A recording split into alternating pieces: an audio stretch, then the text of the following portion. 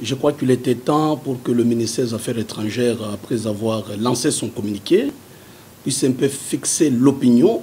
Qu'est-ce qui se passe réellement? Vous devez savoir que notre pays est membre de ce qu'on appelle Organisation d'aviation civile internationale. Et c'est cette organisation où l'État congolais est membre qui réglemente tout et qui réglemente aussi la circulation des citoyens de chaque pays. Mais aujourd'hui, l'organisation en question a exigé aux États membres d'avoir un passeport biométrique. Ça signifie un passeport qui présente plusieurs matières de sécurisation. Vous savez, aujourd'hui, à travers le monde, je ne dois pas vous citer, le terrorisme qui a eu domicile presque partout au monde.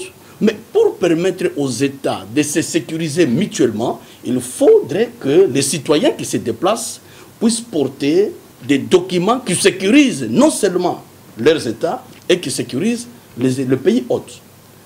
Mais la République démocratique du Congo, quand il y a eu cette exigence, n'était pas en mesure de pouvoir produire des passeports biométriques.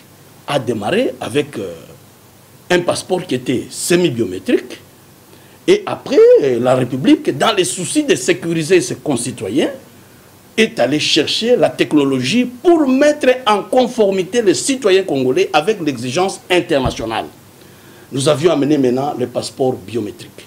Exactement, nous avions lancé le passeport biométrique.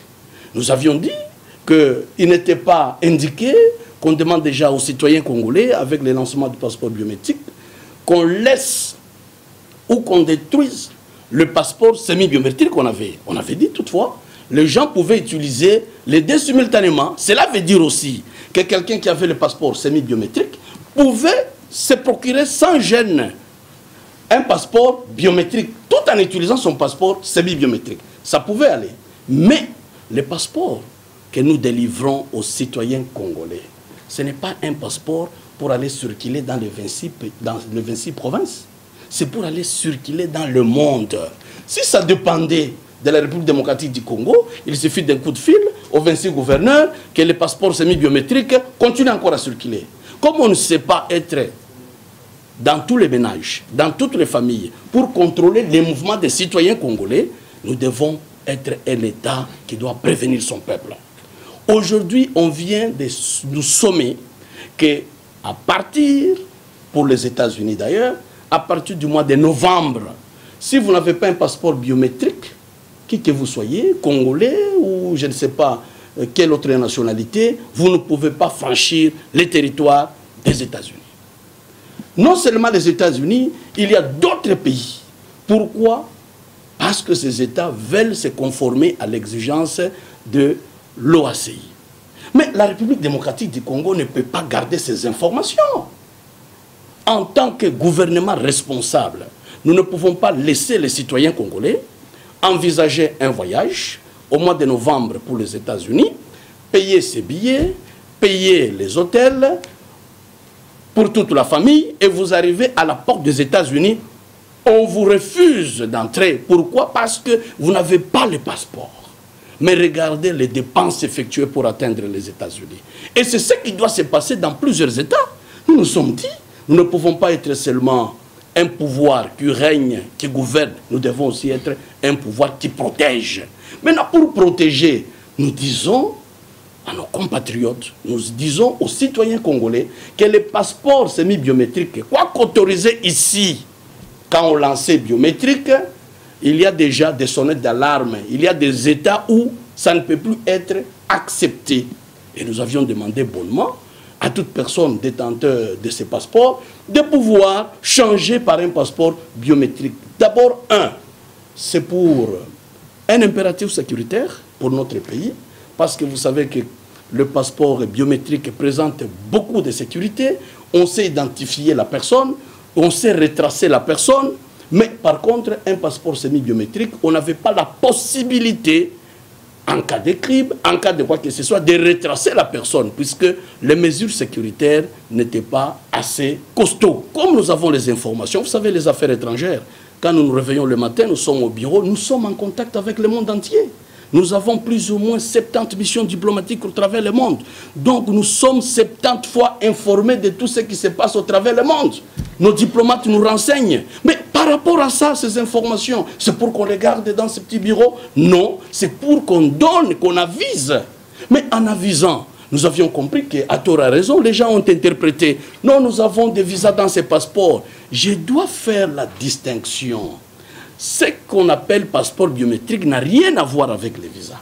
Si vous avez un passeport semi-biométrique avec autant de visas qui sont en cours, même si vous achetez aujourd'hui un passeport, vous vous procurez d'un passeport biométrique, vos visas vont continuer.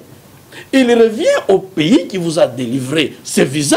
Quand vous allez vous présenter là-bas, dans ces services de migration, on va prendre dans l'ancien passeport, on le transpose dans le nouveau passeport. Au besoin, vous allez prendre l'ancien passeport, vous l'annexez au nouveau passeport. Donc, il n'y aura pas perte de visa. Les gens regrettent, nous avons des visas d'1 mois, de 6 mois, d'1 année, de 5 ans. Ces visas resteront valides.